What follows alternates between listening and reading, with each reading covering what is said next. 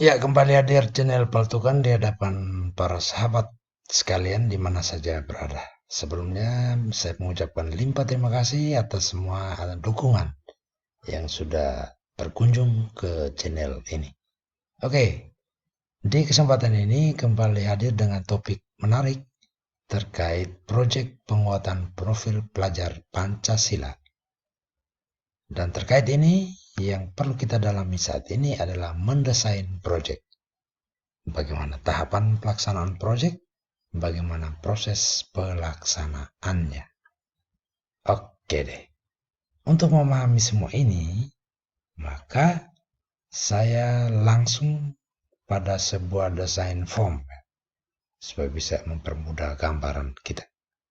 Desain ini saya beri judul Proyek Penguatan Profil Pelajar Pancasila atau P5. Ya, di sini ada kopnya, saya mulai dengan tema, topik, lalu dimensi profil pelajar Pancasila terkait, elemen profil peserta didik Pancasila, sub-elemen profil pelajar Pancasila, target pencapaian di akhir fase D, dan aktivitas. Ditambah lagi ada kerangka pengalaman belajar siswa. Oke deh. Bagaimana cara membuat ini? Cara membuat kerangka ini supaya bisa kita sajikan atau hadirkan dalam bentuk modul lalu kita action di kelas. Ya, di sini saya munculkan pertama adalah tema. Ya, kenapa? Karena dalam alur pemilihan dimensi, elemen dan sub-elemen, maka kita tentu memperhatikan tema, lalu proyek pelajar Pancasila, dan juga di dimensi. Nah, ini sangat penting ya. Oke, untuk memilih tema, itu juga ada aturan mainnya. Tema itu dipilih, itu ada beberapa hal. Yang pertama, kita memilih tema sesuai kesiapan. Nah, kesiapan siapa? Kesiapan satuan pendidikan dan kesiapan pendidik dalam menjalankan proyek. Lalu yang kedua, kita memilih tema berdasarkan kalender belajar nasional, perayaan hari besar, misalnya HUTRI yang besok beberapa saat lagi kita akan rayakan. Dan juga isu atau topik yang hangat, yang update, sesuai dengan 7 tema yang sudah diberikan oleh pemerintah. Gaya hidup berkelanjutan, kearifan lokal, Bhinneka Tunggal Ika, bangunlah jiwa dan raga, suara demokrasi, berrekayasa dan berteknologi untuk membangun NKRI, kewirausahaan.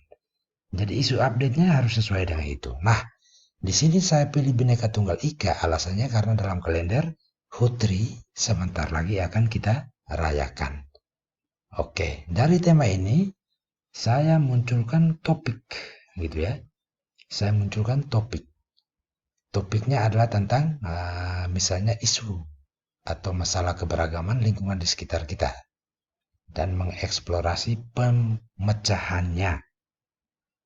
Oke, jadi setelah dapat tema, itu langkah pertama sebelum kita merancang yang namanya project, maka kita rancang dulu itu dalam sebelumnya, maka kita buat asesmen diagnostik, Bapak Ibu. Asesmen diagnostik.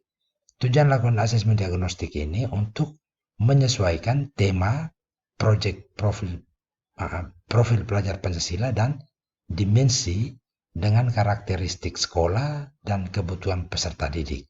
Jadi asesmen diagnostik ini sangat penting. Kemudian secara spesifik, asesmen diagnostik dilakukan pendidik untuk identifikasi elemen dan sub-elemen yang dipilih. Jadi tidak semua sub-elemen dan elemen itu dipilih, tapi kita pilih sesuai dengan sesuai dengan kemampuan peserta didik. Jadi kita ya identifikasinya pakai capaian ini, target pencapaian yang sesuai dengan kemampuan peserta didik. Oke, caranya yang pertama tadi kita sudah pilih tema ya. Setelah pilih tema, di sini topik. Setelah topik, di sini adalah dimensinya. Dimensi yang mana terkait dengan tema.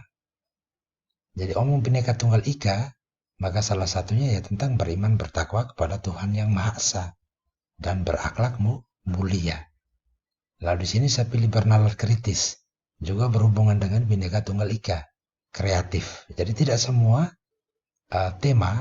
dimensi itu berhubungan dengan Bhinneka Tunggal Ika. Ada boleh lebih, boleh. Kalau ada sampai 4 ya tidak masalah juga. Tergantung tema dimensi itu sesuai dengan tema yang sudah kita pilih.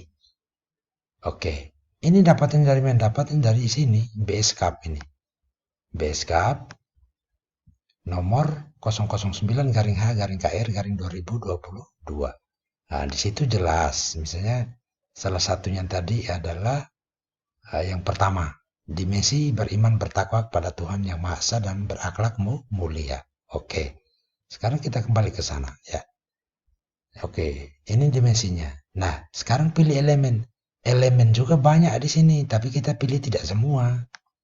Nah, di sini elemennya banyak nih. Ada elemen akhlak beragama, lalu turun lagi elemen akhlak pribadi, turun lagi elemen akhlak kepada manusia, elemen akhlak kepada alam, elemen akhlak bernegara, dan sebagainya. Jadi di sini kita pilih sesuai dengan kemampuan peserta didik. Misalnya saya pilih elemen akhlak kepada manusia, itu contoh ya. Saya pilih elemen akhlak kepada manusia. Nah, ini saya copy bawa ke sana. Sub elemennya juga saya copy. Ada 2 nih sub elemennya. Nah, ini elemennya, ini sub elemen, ini juga sub elemen, ada 2. Saya copy. Lalu tambah dengan fase D ini, targetnya. Target fase D yang ini juga saya copy, yang ini juga saya copy. Sehingga terbawalah sampai ke sini. Nah, jadi beriman bertakwa kepada Tuhan yang Maha Esa, elemen yang pas untuk kesempatan ini saya desain adalah akhlak kepada manusia. Dengan sub elemennya ada 2, lalu target pencapaiannya juga didesain seperti ini, ambil dari BSCAP tadi. Nah, cara yang sama pun terjadi di bernalar kritis. Tidak semua elemen kita pakai sesuai dengan dimensi dan tema yang kita bawakan. Nah, misalnya di sini mengajukan pertanyaan, identifikasi, mengklarifikasi, dan mengolah informasi dan gagasan, gitu ya. Dan juga ketercapaiannya. Yang berikut kreatif. Nah, kreatif juga kita pilih. Nah, elemennya apa? Sub elemennya apa? Nah, maka connect dengan tercapainya apa? Oke. Setelah sampai di sini, sampai di tercapainya ini, maka kita buat kerangka belajar. Nah, di sini soal ini ada tahap pengenalan kontekstual aksi dengan ini itu tidak satu tapi beragam ya dia ya. Beragam. Dia modelnya beragam. Ini salah satu ya. Soal apa ini? Kerangka ini. Nah, ada yang model gambar, ada yang model kotak, tergantung kita. Nah, di sini sudah saya coba dengan tahap perkenalan, kontekstual, aksi, lalu evaluasi ya. Oke.